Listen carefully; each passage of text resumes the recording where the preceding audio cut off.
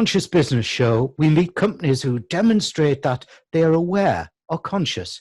One such awareness is the value of women in business and the opportunity for career advancement right to the top. Finding a woman CEO in financial services is a rarity. Why? I don't know. I think women are better money handlers than men. Just ask my wife. Luckily, I found one such achiever, and she's kindly allowed me to interview her for the Conscious Business Show. Let's go to the dynamic company Goldex and meet the founder and CEO, Sylvia Carrasco. Welcome, Sylvia. Hi, welcome. Welcome. Thanks for welcoming me to your show. It's lovely to talk to you. Sylvia, I said in my opening piece that it's rare to find a woman CEO in financial services. Why is that? And is it changing?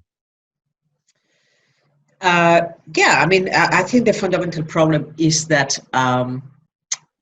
not enough women enter the financial services world. Of course, since I started my career, more women are now accessing it. So maybe we are a few years behind having more women CEOs in financial services or in fintech as the base grows larger. Why do women don't join in the same number as men the financial services? I think it's obviously a matter. It comes from education. It comes from perspective since school. How unconsciously, I would say, it's not a matter of doing it consciously anymore, but unconsciously women are geared towards maybe different career paths. Maybe they are not given the same impetus on scientific a curriculum as boys have, and I think it's basically something that is changing. Definitely, I mean, I see more women working in financial services. Does it need to improve? Yes. Only 17% of fintech companies are led by a woman, which is tremendously poor. Tremendously poor. But as I said, why? I think there is also an education matter for women. If you think about it, if you ask even in a school, if you ask in a group of kids, how many of you want to set up your own business when you are an adult? The majority of them will be boys, not girls. So I think that is pretty much ingrained also in our education. Also, when we come to adult times, think about this: in how many couples, when they've been married, both of them having successful careers, not necessarily just in financial services, in any industry, both of them are very successful individuals in their own rights.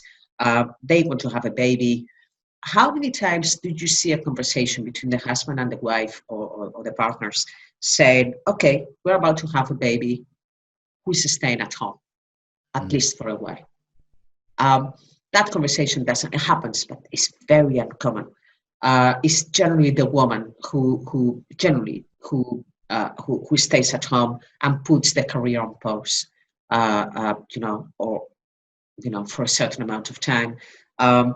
If you have to think, okay, I'm 30 years old, do I want to set up my own business? Yes. Do I want to have a family? Yes. Can I do the two of them? It takes a lot of effort to run your own business. So ultimately, of course, women are thinking, well, if I have to choose, I probably choose having a family. So there are many conditions that make women be less reluctant, or more reluctant, I would say, but for educational reasons, historic reasons, it's just the way it is. Can we change this? Yes. Should we change this? Yes. It cannot be that only 70% of women run fintech companies. We need to increase this.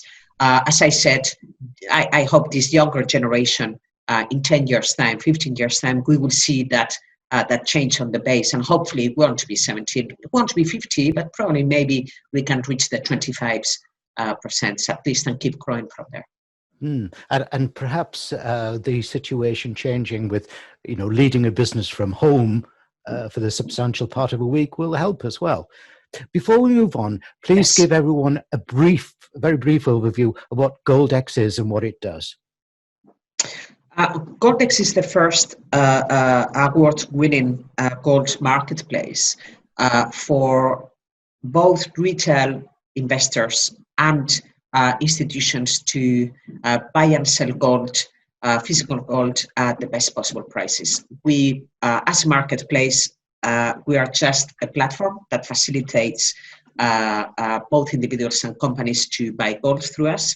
And we don't execute the trades for them. We send those orders to a variety of dealers that are posting their best prices onto our own platform. So we're just basically always finding the best price and the best dealer as the orders come through from our customers. And I'm glad to say that we are the first one in the market providing this type of services. So we seem to be ahead of any competitors. Excellent. Now, you've got personally tremendous credentials in the world of financial technology, but I'm guessing it wasn't just your technical skills that got you the top CEO slot. Emotional intelligence must have played its part. Where do you think your soft skills lie in emotional intelligence?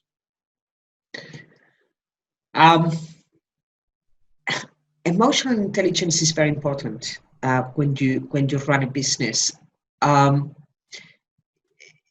Of course, being rational intelligence is crucial, but I think it's 50-50 rational, 50-50 emotional. You need to understand the reasons why people operate in a particular way. Whether is any of my colleagues who suddenly productivity lowers, he must have a problem. Something must be going on. Is it a personal problem? Is it business related? Is he unhappy because something is happening in the job that before was not happening? So what's behind this? When you go and have conversations with investors, when you have conversations with leaders, with providers, emotional intelligence is crucial. You always need to put yourself in the other person's shoes. Always. Absolutely critical, because it's the only way to know why somebody behaves in a particular way.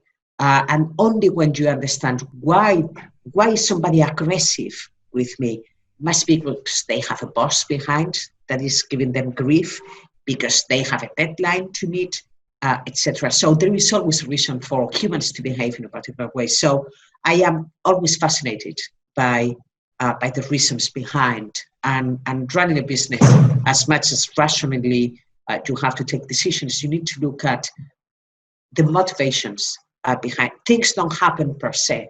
Things and reactions always happen for a reason. That's very important. Yeah, brilliant piece of advice. I'm a great believer that women leaders both embed and live the purpose of their company, whereas men leaders often think it's something they need to do almost just as part of their role. What do you see as the purpose of Goldex, and how will you know when you're achieving your purpose? I think we have already achieved a lot. We have already achieved becoming the first marketplace in physical gold launched out there. We've already achieved to offer an app for customers to buy and sell gold at the best prices, to be able to invest £10. I actually say that I think, and it's not because it's obviously my own company, but I actually truly believe we probably have the best gold app probably in the world. Customers can look at their, we offer smart order routers to always get the best prices in and the best prices out. We offer trade recommendations so that they can actually know whether to buy, sell, or hold the positions. We have news. We offer charts. We offer, market depth. We have a messaging system where we have human beings behind. We don't have chatbots that I personally hate having, because the machines usually don't understand my queries. We have achieved a hell of a lot, and you know, of course, that's the first thing that we wanted to achieve. We have plenty of things to do. We have plenty of ideas, new products, opening the market for institutional investors as well. The other day I saw that Costco is now offering gold in their shops, gold bars. So if Costco is interested in offering gold bars, you can imagine how many companies, all these new banks, new wallets are looking at constantly offering new products to the customers, where they become a one-stop shop for all type of investments. So we're obviously quite busy with this type of companies that want to offer gold to their own customers, and they come to us because we are the brains and the technology behind. So we have plenty of things to do, but I have to give it to the team, not necessarily to me, but I have to give it to my team, that they work very, very hard. We have so far launched, I think, the best gold app pretty much in the market. And sometimes you need to not only push yourself hard to move forward, but also tap yourself in the back and say, well done, you've done something. So that's where I think we are. And I agree with you. You have well done. You must be very proud of that. Here at the Conscious Business Show, and with our conscious programs and our new Conscious Business Academy, we see that power has shifted to the public, the customer, and that the successful business of the future will live consciousness. How are you doing that at Goldex? Where do you see upcoming developments in the whole area? I think, obviously, if you are referring to artificial intelligence and this type of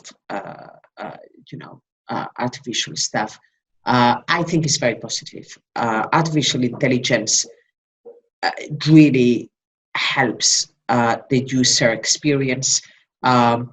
It actually is a fantastic mechanism to help us to invest easier, to invest safer. And why not? We should use technology to our own advantage. However, let's not forget that the machine doesn't program itself. You have programmers, humans behind that program, that algo, or that algorithmic or AI intelligence. So first of all, how those artificial intelligence mechanisms are designed rely on the, obviously, responsibility, ethical attitude of the company behind, or the developers behind. So that is, that's very important. If I develop an app, an AI message telling you to sell in order for me to make money, then that would be unethical. If I give it to you as a tool so that you make money automatically, I think that's a fantastic tool. So we will see more of this, more development. We embrace it. I think it's great. Remember that I come from electronic trading. I'm one of the one of the members of the team in Credit Suisse, where we launched the very first algorithmic tools in equities. So when you're buying 1 million shares of Vodafone, you don't just click sell and then you destroy the price. No, how do you slice that order? You look at the volumes, historical volumes, etc. Then you start sliding it. Before it was all over the phone, buy me this, or the trader with a spreadsheet. Now everything is automated. As I said, I was part of that team, and it's great. It's a great tool. Human interaction, however, it can never be forgotten.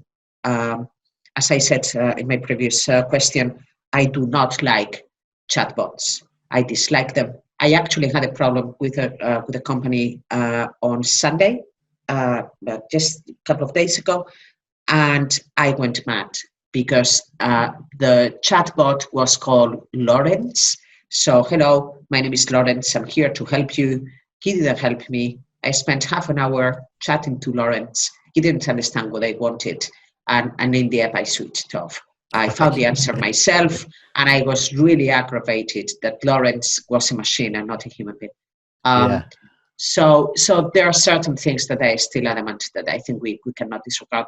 Also the relationship with customers, talking to our customers, knowing what they want. Doing a survey on, MailChimp is great, but also sometimes it's not a bad thing to pick up the phone. I pick up the phone. I talk to my customers. I want to know what my customers want. I want to hear from them, Sylvia, this is good, this is bad, change this is rubbish.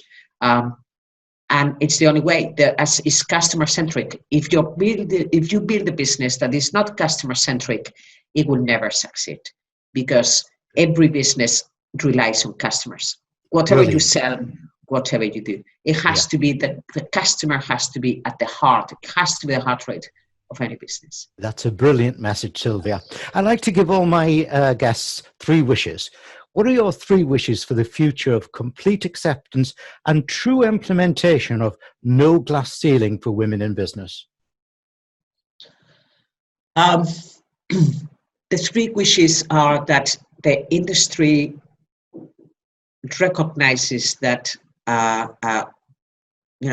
women are obviously as equipped as men to do as many jobs as men do. So if I can actually make it very simple as a wish, I would like to say, I don't want to be treated better. I want to be treated equally.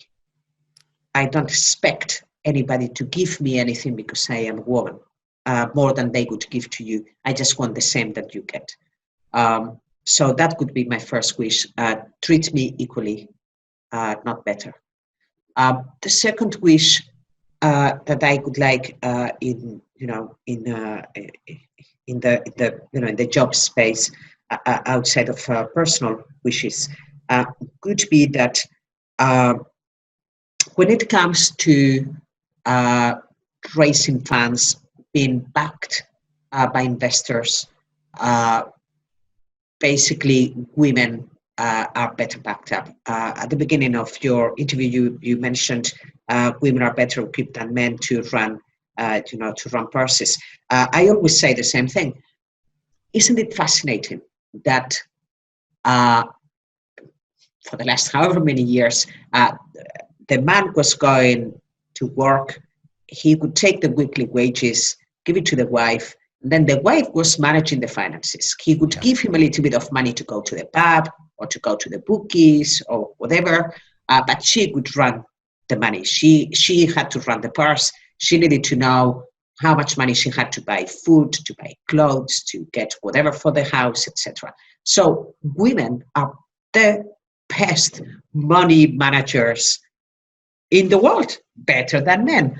And then when it comes to investing in businesses run by women, then suddenly there is this lack of trust, which is fascinating. So I would like, I would like people to think about this. I would like people to think, investors, to think about, why shouldn't I trust a woman with my money when even myself at home, I trust my wife.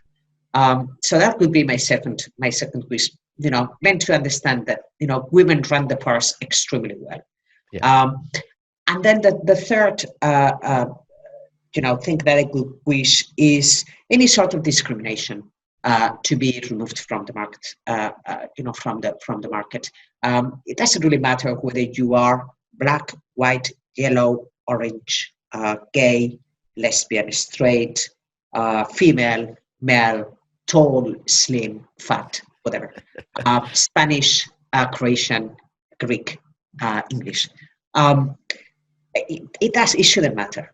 I usually say, when I hire people, I don't hire with an agenda. I don't decide, okay, for this I need a man who is 45, lives in Essex. And I think diversity in a company is very important. If you put 10 45-year-old men from Essex with black suits and black ties around the room, probably the answer you're going to get is pretty unanimous between all of them. So when you are surrounded by different people from different backgrounds, from different social structures, you basically get a lot out of it. So I think people should understand that diversity shouldn't be scary. diversity, getting diversity into your own company, it only enriches, the companies in all ways in taking decisions. Because maybe somebody else, maybe my colleague from the right is thinking something that I will never think because of my background or for whatever reason. And then I will hear him or her and I will say, I hadn't thought about this. And I think that's another wish, so that companies embrace diversity within their own companies. Sylvia Carrasco, CEO of Goldex, thank you for a very inspiring interview. I appreciate it. Thank you so much, Malcolm. It's absolutely been a pleasure, and I really, really enjoyed all your questions. Thank you so much.